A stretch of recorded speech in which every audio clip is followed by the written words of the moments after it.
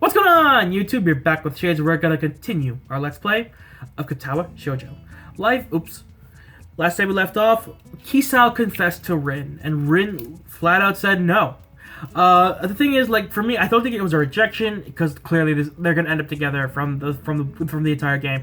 But what it was rather a she cannot focus on that right now. She has other things to worry about, so she literally cannot allow herself to think about a potential relationship right now. It's not in her nature to think about that. She thinks about art always. She thinks about herself always.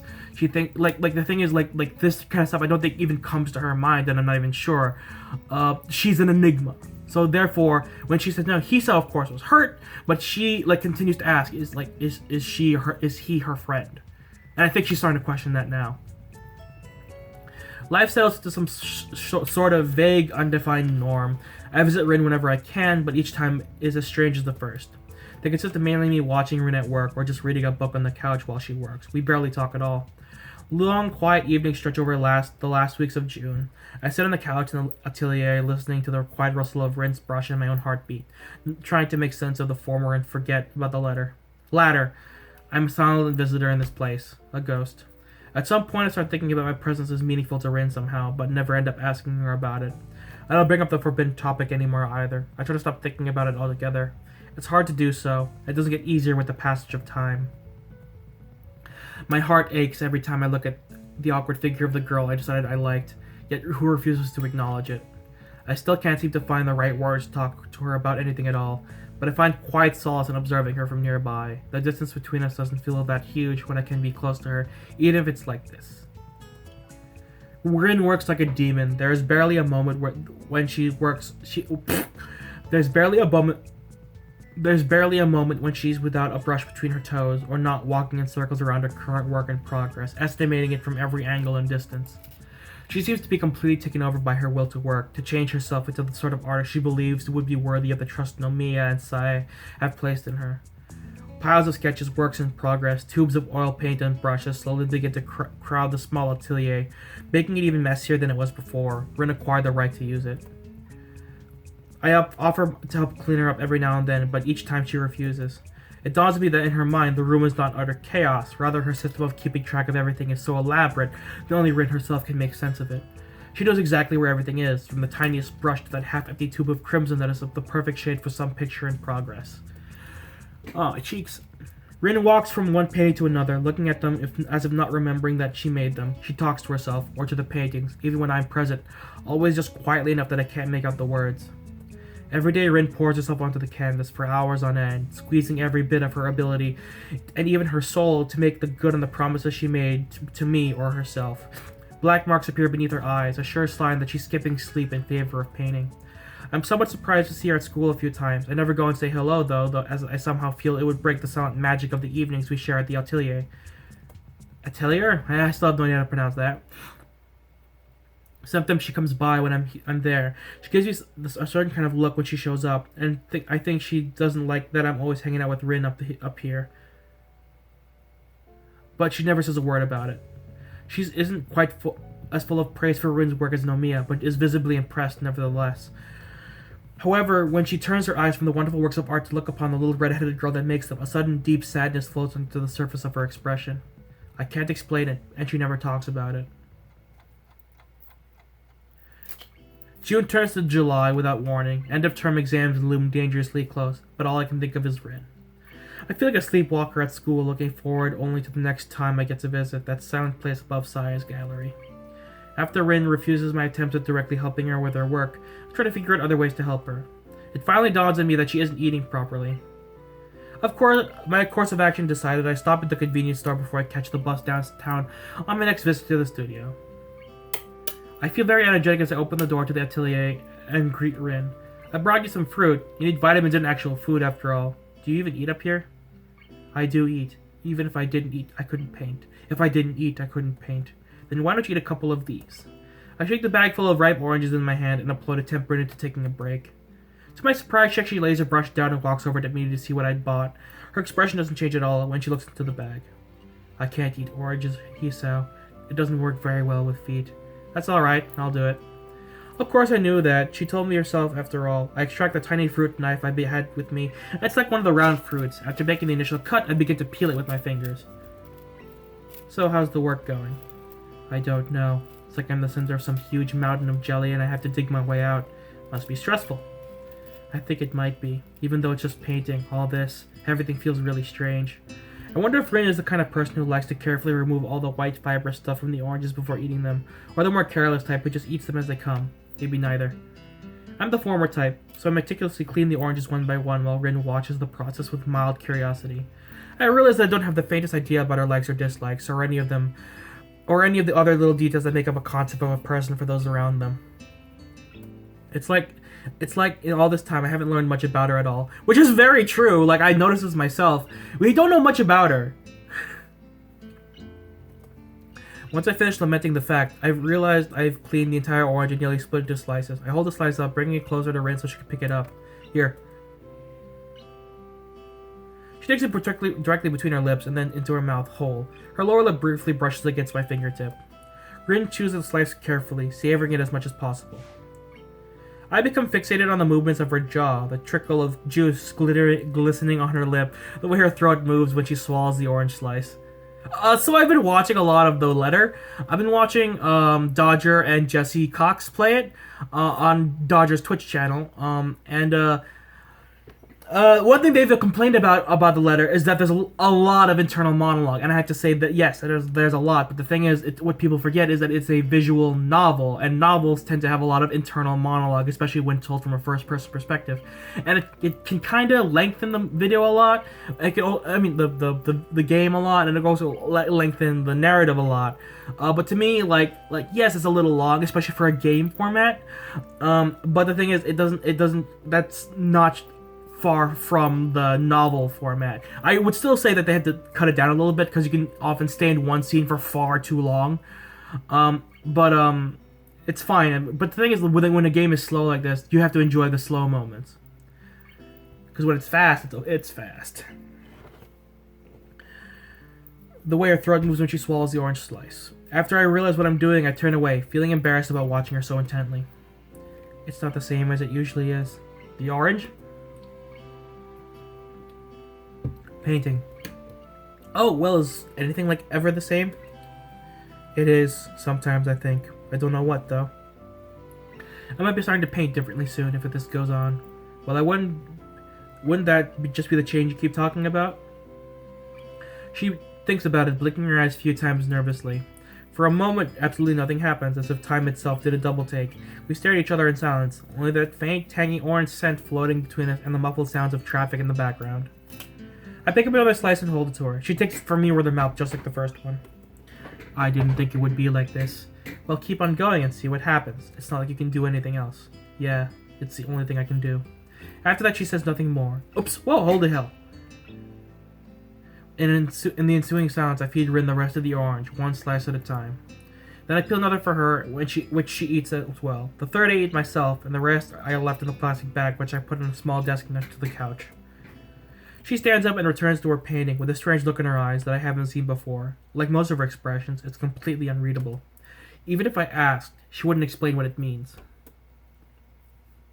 Too true. What I'm thinking here, and like, cause I always enjoy like trying to predict a story. Sigh, you are smoking. Hot. I don't know. I think Rin is letting herself a little bit think about what Hisa was saying, or like she's not sure what she's feeling. Basically, she's doing something, like she's painting for something beyond herself, and now one of her close friends confessed to her, and it's a lot to think about. So now she's just painting. And now, the painting could be just a distraction for her right now. It could be just like her going through the motions of painting. Who knows? But it's a new sensation for her, and she's processing. Let's get on with it, shall we? Some days later, I spot Rin and Sai standing together in front of the gallery as I walk down the street toward the gallery. They seem to be talking to each other while Sai has a smoke. Good afternoon. I say this even though it's not really afternoon anymore. I came a bit later than usual since I got caught up in doing homework. It's going to be dark soon. Hello there, T-Sal. Came to visit this little kitten again? Rin makes a face at the nickname. I guess she doesn't like it. Ironically, the way she wrinkles her nose like that really does make her look a little bit like a cat. Hello. Sai turns back to Rin to continue the conversation they were having. So in other words, everything is going well enough? Rin makes a difficult expression and turns her face away from me for some reason. It's difficult. It feels like I'm missing something, but I will do it. Work hard and it'll be fine. I'm going to have to start working on my part in the preparations. I need to do a sales catalog, invitations, decorations, advertisements, and so on. I need the names of your works, and we also need to think of the general theme for the exhibition. They don't have anything like that.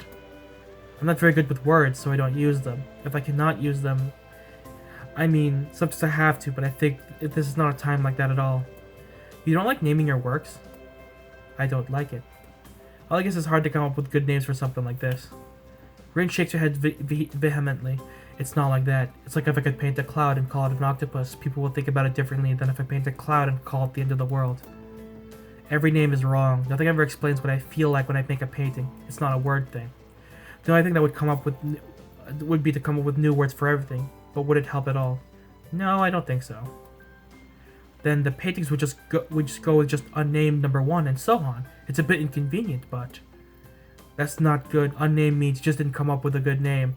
Unnamed is like and unnamed is a name, like the Greek guy with the sheep and all. She thinks about this for a while, furrowing her brow as she keeps looking at Rin's serious face. So you're saying your artwork should be completely without labels? I think that's what I'm saying. Sai lets out a dry laugh, the kind old ladies who smoke too much seem to end up with. Let's hope your art will never end up in a museum. The curators would explode. She takes a contemplative puff of her cigarette, which is worn down to not much more than the butt, then drops it into an ashtray affixed to the wall next to the door. Then again, it could work. What do you mean? This namelessness, this rejection of labels, it works. It's a good unifying theme, and something people can grasp onto easily. It allows for a lot of room for interpretation. It gives a good impression. We call your exhibition Nameless and build it on that theme. How does that sound? Rin thinks about this for a while. I'm not sure how Sai managed to get so fired up by Rin's reluctance in applying names to her works. It feels like she might be extrapolating too much, but it's a pretty impressive sounding idea. I'm kind of the same way. Not that I hate naming things, I'm just not good at coming up with names. I'm not creative like that. I can think of large stories, but I'm like, what do I name this character? I don't know what to name them. Steve? This one's Steve. Because I always default to like really, what's the word? I often like default to really like average sounding names, like plain sounding names. Basically, they're all white names. I don't think that's a bad idea. For what it's worth, I have to say it sounds pretty good to me too. Saya reaches into her pocket for another cigarette, lighting it with a neon green butane lighter. You're by children! Her forehead wrinkles and she rubs it as she appears to think more on the idea. She doesn't say a word for a little bit, but every now and then she takes a sharp drag from the cigarette. Yes, I think this would work out pretty nicely. I'm going to take this as a starting point and work from there. I'm going to work on this. You go back upstairs and try to find your missing ingredient. I'm sure it'll come to you sooner or later. Rin doesn't reply, so Sai takes one last long pull from her cigarette and drops it on the tray, to join the others of its kind. The gallery owner turns to head back inside, but is stopped by Rin as she reaches for the door handle. Sai? What is it, kitten? Can I have some cigarettes? What? Ah! What? This isn't good. That's not good at all. Rin, don't smoke. Smoking's bad. Smoking's bad. It's not good. What? She looks at Rin incredulously, clearly not having expected such a direct request, not that I did either. Don't tell your teacher. She stuffs the packet in Rin's pocket along with the neon green lighter. The day is already folding into dusk when we climb up the dark stairs leading up to what is now basically Rin's atelier. As we go inside, Rin doesn't seem to be able to settle down. She keeps pacing around the room like a caged animal, looking through the skylight at the burgundy-colored dusk. The last light of the sun's advance across the sky reflect from the clouds floating over the town, filling every corner of the atelier with blazing orange light. So the painting is going well? Are we not going to talk about the cigarettes? Are we just going to let that, like glance over? What? Okay. She blinks and relaxes her muscles. I didn't even realize how she tensed up until now. Not really. I haven't painted in 3 days. I'm going in squares. Circles. If you say so. I tried doing things a bit differently, but it doesn't work. And now the old way doesn't work either. I need something more. It's not enough like this. Rin's response gives me pause, since as usual I can't exactly understand what she means, although really, I shouldn't have expected anything else. She either says nothing at all or too much. I'm trying to comprehend and follow her train of thought. Feels like wading through the jungles of Borneo, equipped with a wooden spoon and a map of Hokkaido. It's annoying how her thoughts are both laid out in plain sight and hidden from view every time she opens her mouth. What more? You said that the Sai as well. A missing ingredient? I think I have to destroy myself. Okay, that sounds unnecessarily grim. What do you mean?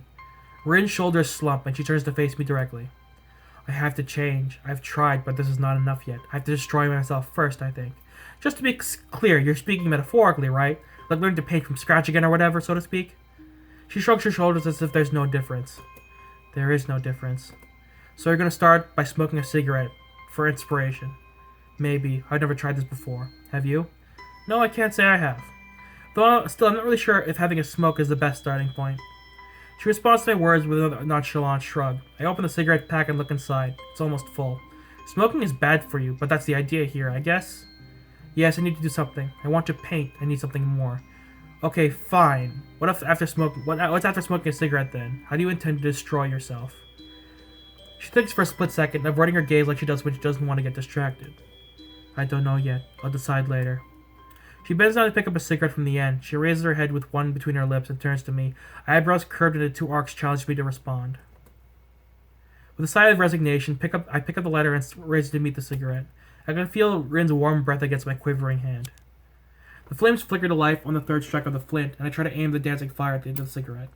The amber-colored glow spreads to the wrapping paper and tobacco as Rin inhales the first smoke, and it seems to relax her significantly. To my surprise, she doesn't cough, despite telling me she's a first-timer. Maybe she does weed. Maybe she does the weeds. I mean, there's a lot of artists that smoke weed, so, you know. I don't. I personally don't. I've tried writing drunk before. With alcohol in my system. Doesn't really work for me anyway. Also, I have a very strong tolerance for alcohol, so it takes a lot to get me drunk. Rin seems to remember that it's hard to blow out the smoke without spitting the cigarette out as well. She quickly sits down on the floor, bringing her foot to her lips, like a circus contortionist that expertly picks the filter between her 2 toes. I get down on the floor as well, and we both lie almost simultaneously while Rin blows a steady stream of smoke toward the dim sky beyond the glass of the skylight, looking after it thoughtfully.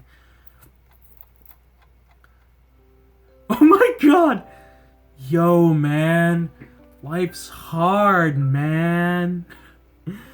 It's just so hard, man. Hold on, where is it? It's just like, I don't know what's going on, man. Painting and life and cigarettes, man. I'm done. The thin haze of steely blue smoke slithers toward the ceiling in a fish-like movement. There's no smoke detectors in here, are there? It billows into the stagnant air of the atelier, twisting and turning around its own immature body until it dissipates in thin air. Because for me, smoking is one of those things that I disapprove of wholeheartedly. Like, quite a few of my friends smoke. And the thing is, like, they mostly smoke when they're stressed out. So I'm just like, I'm not gonna make you stop. I can't. Because you've tried to quit in the past, and you always come back towards stressful times of your life. So I'm not gonna stop you, but I'm just gonna flat out say, hey, you've been smoking again. I think it's kind of annoying them, which is the point, really. But once again, like, I'm not gonna stop them.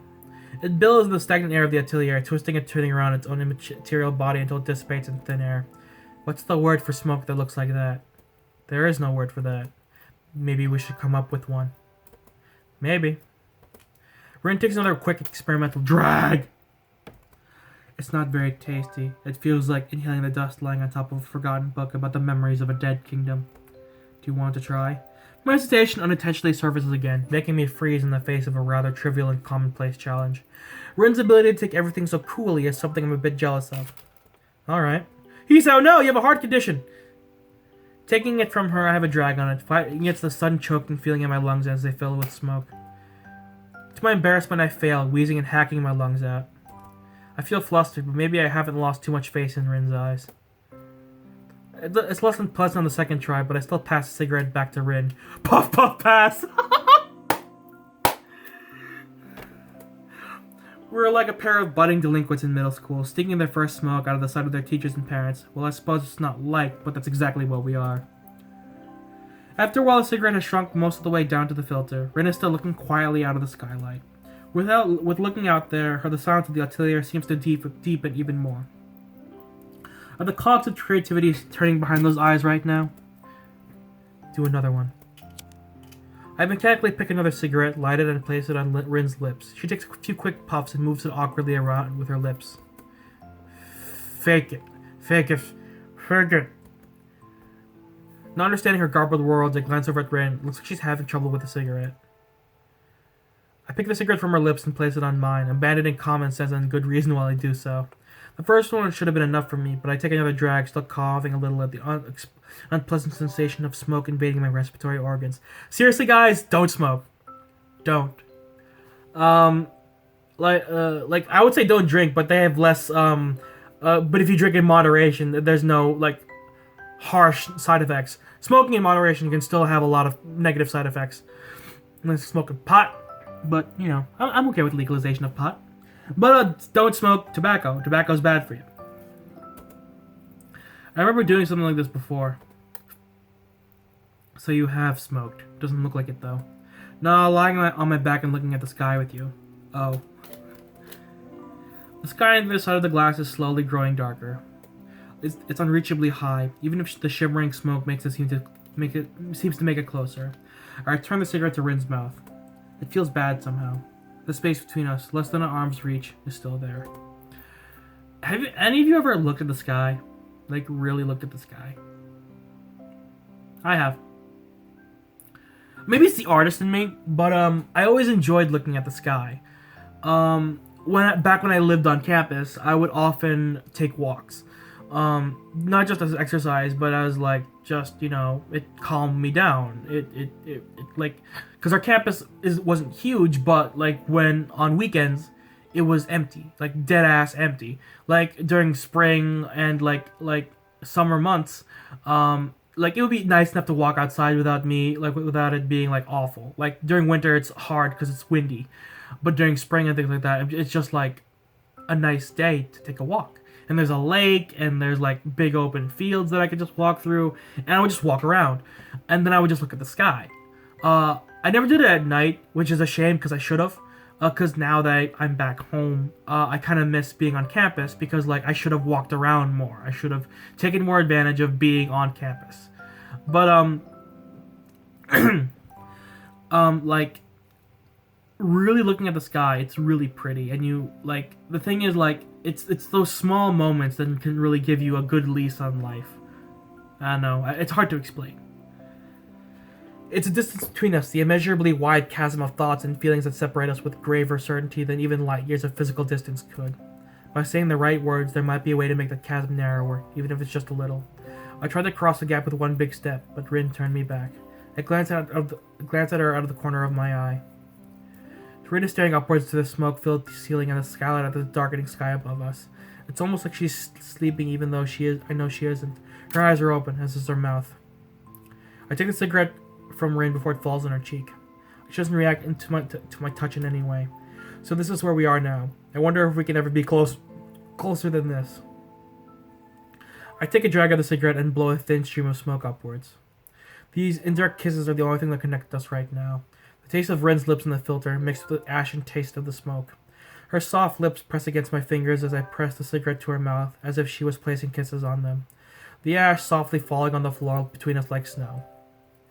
As the second cigarette is being finished off, I'm already lighting the third one. The only thing breaking the stillness of the altar is the inaudible sound of smoke floating toward the first stars blinking overhead. Light nausea hits me by the fourth or fifth cigarette. Before long, the shape of the waxing moon appears in the skylight, shedding her waning light down upon us. It'll be full moon in a few days. It'd be nice to be able to fly. You're not smoking pot! I flinched after realizing it was my own voice that gave birth to the remark. The bastard child of the almost inebriating smoke and tiredness. You can't. You can. Sometimes I feel like it, like I can do anything. I wish I felt like that too sometimes. I wonder if she hears the bitterness seeping into my words. The vicious cycle of unrequited feelings is poisoning me, even now. I try to push the grim thoughts aside. My efforts meet with little success as my mind keeps swirling around it with what-ifs and if-onlys. Watching the moon creeping higher, I realize that a long time has passed since I came here. It sobers me somewhat, but also reminds me of the sad status quo we're in now. It's late. I'd better get back to school.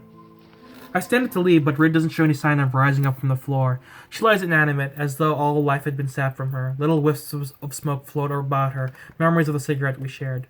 I grasp her by the short and thin arm, and try to pull her up.